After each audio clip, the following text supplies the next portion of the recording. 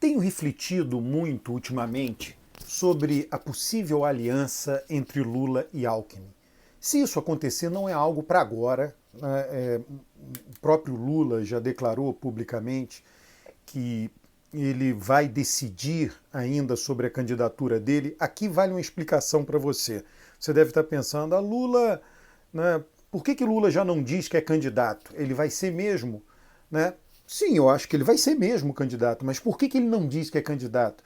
Porque ele deixa a candidatura dele em aberto para conversar com políticos, para conversar com formadores de opinião, para conversar sobre a candidatura dele. Então, na verdade, é um processo de construção de candidatura.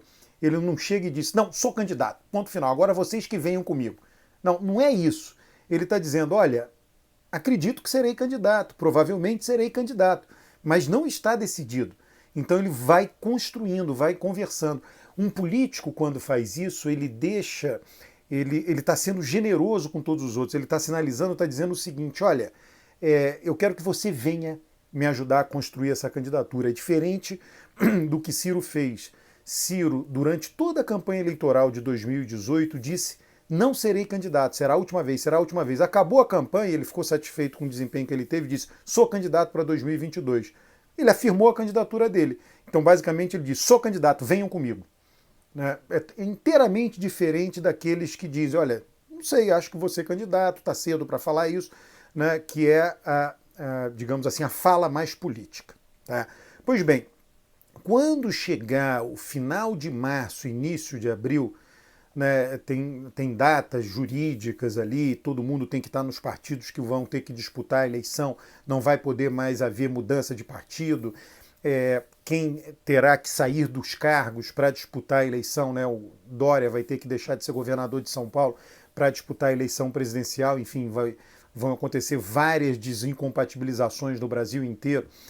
Ali mais definições vão acontecer. Por exemplo, uma definição que terá que acontecer, que tem uma data final, é qual partido Geraldo Alckmin irá tomar parte. Se ele vai para o PSB com B de bola ou se ele vai para o PSD com D de dado.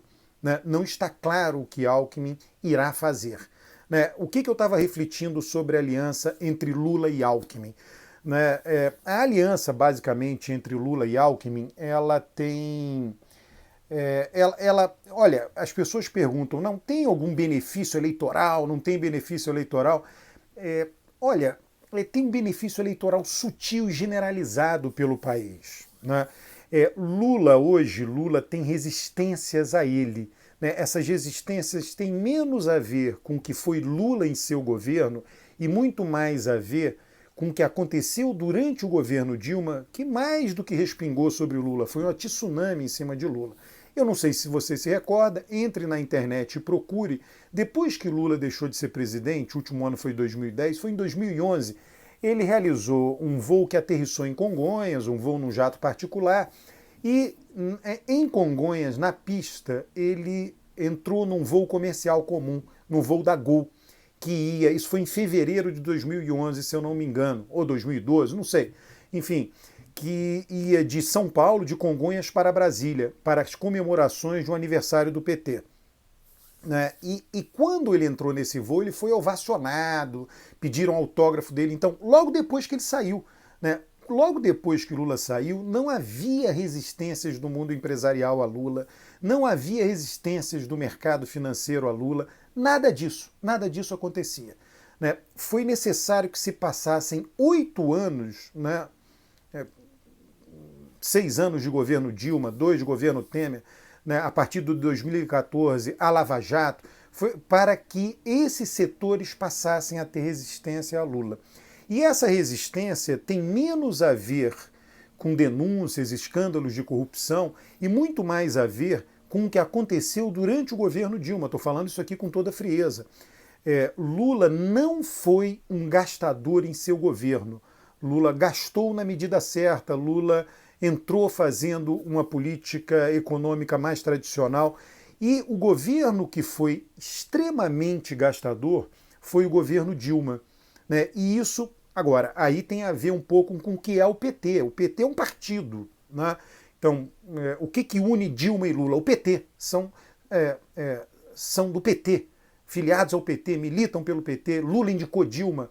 A população, né, aí não é nem formador de opinião, né, nem elite, o eleitorado achava que Dilma ia dar continuidade ao aumento do poder de consumo dos governos Lula. Ficou frustrado, Dilma ficou muito mal avaliada antes do impeachment, 12 meses de avaliação muito negativa e toda a rejeição da elite empresarial e do mercado financeiro à política econômica de Dilma.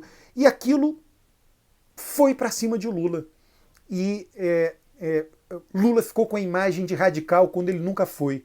Né? E daí na verdade, Geraldo Alckmin, né, vem, porque Lula é uma coisa, Dilma é outra coisa totalmente diferente. Né? Geraldo Alckmin vem para dizer, olha, vem para lembrar as pessoas que o Lula sempre foi o Lula e nunca deixou de ser o Lula. Né? Tanto é assim que é alguém capaz de ter Geraldo Alckmin como vice. E aí quebra as resistências. Repito, resistências que, se você olhasse racionalmente apenas os fatos da trajetória de Lula, elas não existiriam, mas que existem por causa dos governos de Dilma, por causa dos 6 anos de Dilma. Então essas resistências seriam quebradas por Geraldo Alckmin. Isso renderia votos? Sim, renderia votos. Renderia votos diretamente, pessoas que dizem, olha, eu voto no Lula porque o Alckmin é o vice dele, e renderia votos indiretamente. Com a quebra de resistências desses setores, haveriam outras quebras, setores da mídia iam quebrar a resistência, muita gente ia passar a considerar a chapa super hiper favorita, seria uma verdadeira frente ampla. Eu sei que tem setores da esquerda que estão muito reticentes a isso. O PSOL, por exemplo, né, o presidente do PSOL está jogando duro. O PSOL é um partido muito pequeno, né, que faz barulho, etc., é um partido muito pequeno. Lula tem excelentes relações com todo mundo, diga-se de passagem, né, com o Centrão, com o PSOL, com, né, PCdoB, né, todos os sindicalistas. Ele tem excelentes relações com todo mundo e tem excelentes, obviamente, relações com o PSOL. Pode ser que essa resistência do PSOL seja para negociar, para barganhar algo com Lula. Né? E essa resistência tem muito a ver também com São Paulo, com o histórico de oposição, e aí se aplica ao PT, do PT de São Paulo e do PSOL, aos governos de Geraldo Alckmin. Olha, tudo isso é possível de ser conversado e ser dirimido, quer dizer, e eu não tenho a menor dúvida que isso possa vir a ser bom tanto para Lula quanto para Alckmin. O que eu penso? Né? Eles pensam, não vão conversar sobre isso, digo, Lula e Alckmin jamais vão conversar sobre o que eu vou falar agora. Lula vai lá, disputa a eleição, favorito é eleito, ganha. Lula está mais velho, mas pode ser reeleito. Né? Pode se tratar bem, se cuidar, fazer exercícios físicos, pode ser eleito e reeleito, fica 8 anos de Lula. Feito 8 anos de Lula e Alckmin, né? Feito isto, pode ser que caminhe, né, para que o sucessor de Lula faça essa sucessão por meio de Geraldo Alckmin, com uma aliança bem montada com o PT, não fica sendo cabeça de chapa o PT, fica sendo o partido... Ninguém sabe, né? Talvez quando Eduardo Campos foi candidato em 2014, Eduardo Campos tinha um excelente relacionamento com Lula e com o PT. Eduardo Campos nunca tinha atacado nem Lula nem o PT. Quando ele foi candidato em 2014, ele morreu lá, vamos supor que ele tivesse tido um bom desempenho eleitoral, que tivesse ficado em terceiro com uma boa quantidade de votos, ele poderia vir a ser mais adiante alguém no seu partido, sem ser no PT, ungido por Lula para ser o candidato. A gente não sabe. São cartas que ficam na mesa. Né? E o que nós queremos, eu não sei se é o que você quer, o que eu quero, é um país rico, produtivo, que melhore a vida de todo mundo, que reduza a desigualdade. Eu me importo com a aliança montada em torno disso. Né? Eu não faço questão, deixo daquele partido, deixo daquele candidato.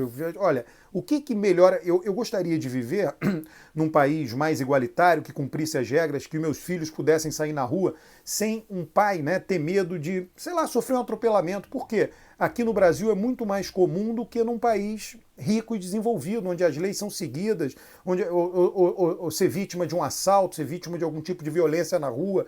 Né? O Japão é super igualitário, praticamente não tem violência, você tem que ter desenvolvimento econômico, você tem que redistribuir renda. Quem vai fazer isso? Eu não me importo. Juro, eu não tô nem aí, eu não me importo. E tenho certeza que se o caminho foi esse, mais adiante, né, dentro desse cenário que eu comentei aqui, Lula também não se importa, né? Vai dizer, olha, faça a sucessão, mantenha o PT fica dentro, e aí vai passando o bastão, né? E o partido e o país fica no rumo certo. Não o que está acontecendo agora conosco, né? Essa tragédia que vem sendo o governo Bolsonaro. Então, mais alguns elementos eu trago aqui. Vou, né, falar muito mais sobre essa possível aliança, tanto antes de acontecer, como eventualmente se acontecer, entre Lula e Alckmin. Um grande abraço, inscreva-se no canal, comente os vídeos, traga mais gente para esse canal que é de análise política.